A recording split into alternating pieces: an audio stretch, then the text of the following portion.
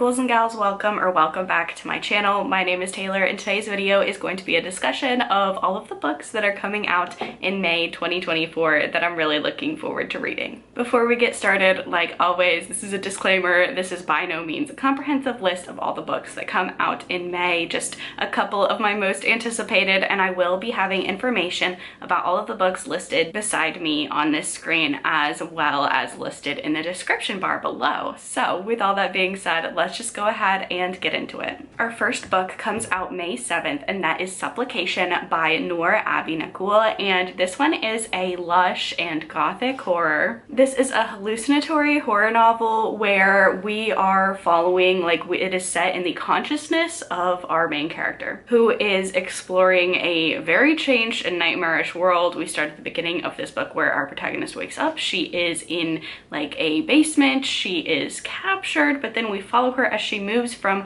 this confinement to a very bizarre and strange new world. It sounds absolutely strange and weird, and the kind of weird and strange horror fiction that I really tend to enjoy. The cover is just absolutely gorgeous for this type of story, and I cannot wait to check it out. The next book also comes out on the 7th, and that is The Z-Word by Lindsay Miller. Now this one looks to be kind of a horror slash apocalypse comedy, but it says it's packed with action, humor, sex, and big gay feelings. The Z-Word is the queer zombie romp that you didn't know you needed. So we're following a very ragtag team of protagonists, I believe they're all queer in some way, who have to team up to stay alive, save pride, and save the world from zombies. It is a funny and emotional horror debut that says it's about a found family coming together to fight corporate greed, political corruption, gay drama, and also zombies. The next couple of books I'm going to be talking about, and pretty much the majority of books in this video actually all come out May 14th. It's a very, very busy day for publishing all the way around, I've noticed. But the first book I'm going to talk about coming out on the 14th is My Darling Dreadful Thing by Johanna van Veen. The tagline for this one is, "In a world where the dead can truly wake and live among us, what is truly real?" We follow our main protagonist, Roos, R-O-O-S. I'm not quite sure how to pronounce that, but she has a spirit companion only she can see. This spirit companion, Ruth, is the only good thing that's going on in Roos's life at the moment. That is until a wealthy young widow, Agnes Kopp, attends one of Roos's mother's seances and invites Roos to come live with her in this crumbling gothic estate that she has inherited. The manor is unsettling, but the attraction between these two women are very powerful. So how does it happen that someone ends up dead? It is a horror gothic fantasy with a very cool cover. Very intrigued to check this one out. The next book is The Dangerous Ones by Lauren Blackwood, and this is a romantic historical fantasy that is set in the American Civil War, but an American Civil War that has to deal with vampires and people with demigod abilities fighting for the Confederacy and the Union. So I'm intrigued.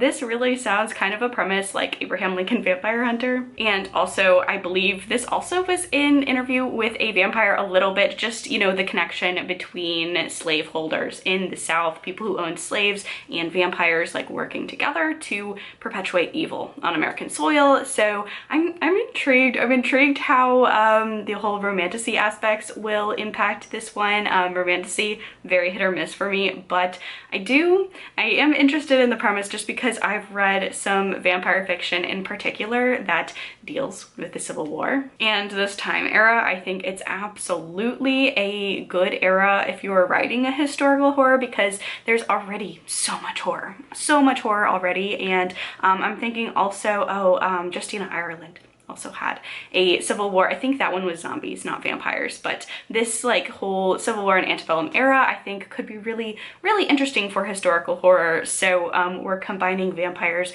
who are working for the Confederacy and then these people with demigod abilities who are fighting for the Union. I'm intrigued. This is a very strange and intriguing concept, and I'm interested to see how it plays out. Next up, we have The House That Horror Built by Christina Henry. This is one where it's one of those books where it is like horror movie adjacent. So if you like horror movies, you're going to probably like this book. I know I tend to really enjoy books that feature like horror movie productions and either, you know, cursed films or just, you know, producing a horror movie. I tend to really like those aspects, but we are following our main character, Harry, and she accepts a job cleaning house for none other than horror movie director Javier Castillo, and he is like her icon. So she takes this job to clean his house, and his mansion is filled from top to bottom with terrifying props, costumes, awards from his career making movies and TV shows, and you know, everything's going great. This is a dream gig for Harry until she starts hearing some strange things in the house. And Harry knows that not asking questions and discretion is a vital part of keeping this dream job, but these sounds, these occurrences become too much to ignore, and she becomes determined to uncover the secrets that this house holds. So I'm really excited. I've enjoyed a lot by Christina Henry before. Again, I love haunted house horror, and I love how it's also playing on like horror movies and horror movie sets and props, and I just think the concept of that sort of house is already creepy because you already have all of those props and costumes and decor that might be a little creepy on its own, and then you're adding in some very strange circumstances. I'm excited to check this one out. Next up, we have The Witches of Bellinas by Nicole Jones, and this is a dreamy California Gothic about a woman who moves to the mysterious town of Bellinas to save her marriage, only to be swept up in a hedonistic cult that isn't what it seems. So from like the description and from like the vibes of the cover, this feels like it's going to be a very literary horror, like a literary kind of dreamy Gothic horror, so very intrigued. I think, you know, cults, when you think of cult horror, I feel like California is a place where a lot of our minds go, and just with the gaudy cover and the description, I didn't want to go too much into it because I do like going in with just a very small description of the books that I'm reading. But it says this is a clever reimagining of cults and cult power and groupthink, and what happens when the question is not why join, but the question is how do you get out when you perceive that you must, but there's really no way to. So very intrigued by this one. I really am drawn to the description of it's a dreamy Gothic, and I think the California setting will be very interesting for this one. The next book that comes out on the 14th is Woodworm, and this is written by Layla Martinez, and it's translated by Sophie Hughes and Annie McDermott. And this one has come blurbed and highly recommended by Mariana Enriquez, who wrote one of my favorite books of last year. But Woodworm is described as a house of shadows and woman made of vengeance and poetry. The house breathes. The house contains bodies and secrets. The house is visited by ghosts, by angels that line the roof like insects, and by saints that burn the bed sheets with their halos. The house was built by a small-time hustler as a means of controlling his wife, and even after so many years, her daughter and her granddaughter still cannot leave the house. They may be witches, or they may just be angry, but when the disappearance of a local young boy draws unwanted attention to these two women who are already subjects of public scorn and hatred, these two women have to combine forces with the spirits that haunt them in order to pursue something that resembles justice. So this just sounds like such a dreamy and lyrical haunted house story. I have loved what I've read by Mariana Enriquez, so the fact that, you know, she's blurbing this one, I'm really excited to dive into this one. I had such a good time and a good track record with translated horror last year. I found so many gems, so I'm really looking forward to this one. Coming out on May 21st, I have to mention this one, You Like It Darker by Stephen King. It's a short story collection. I believe there are 12 short stories.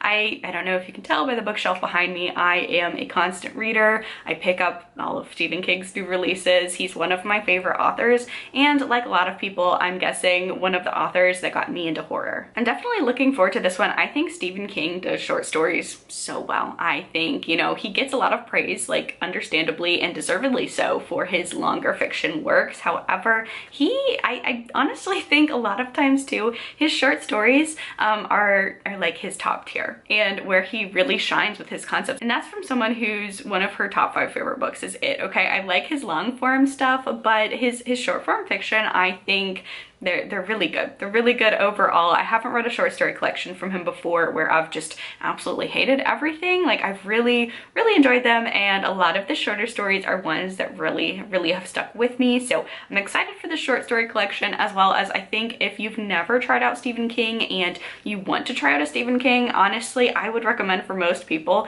trying out a short story collection by him first, because I think it's a great sampling of his writing style, and I do think he tends to have more snappy and concise endings that hit the mark a little bit more in his short story collection. So I'm really excited for this collection of short stories, and I'll definitely be checking this one out this month. The last couple of books on my list come out May 28th. The first one of those is going to be The Fireborn Blade by Charlotte Bond. This is book one in a dragon-centric duology, so already sign me up. I love dragon fantasy. I know that's not an unpopular opinion. I feel like a lot of us fantasy readers love dragons, so this is book one in a very dragon-centric duology. Our tagline for this one is "Kill the dragon, find the blade, reclaim her honor." It's either that or end up like countless knights before her, as just a puddle of gore and molten armor. So our main character, Madeleine, she's a knight. There are not very many women in her line of work, and it often feels like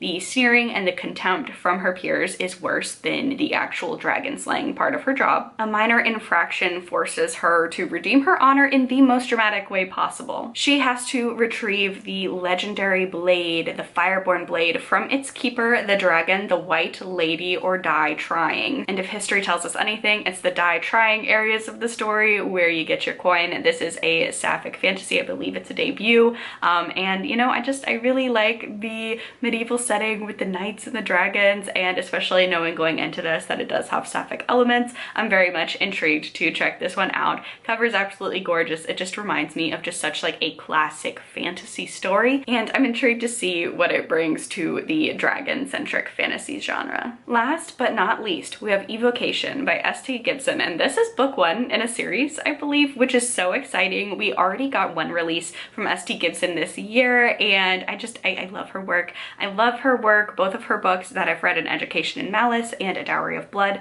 very vampire-centric. This one I don't think has to deal with vampires, but it does deal with it's like a darker fantasy sort of paranormal setting. So we're following our main character, David Astarikov. He was a psychic prodigy as a teen, however, he's turning 30, and he's content with this new high-powered life that he's created as a very normal, not psychic Boston attorney. However, he does also still moonlight as a powerful medium for a secret society, so he's kind of living this double life, and he is about to learn that with power comes a price, and the devil is here to collect his due. David's days are numbered and death looms at his door. So reluctantly, he reaches out to the only person he's ever trusted, his ex-boyfriend and his ex-boyfriend's wife. This trio has to figure out a way to not only save David, but also to figure out their feelings, their very complicated feelings for each other before the devil steals David away for good. So like the other books that I've read by S.T. Gibson, this seems like it has a really good mix of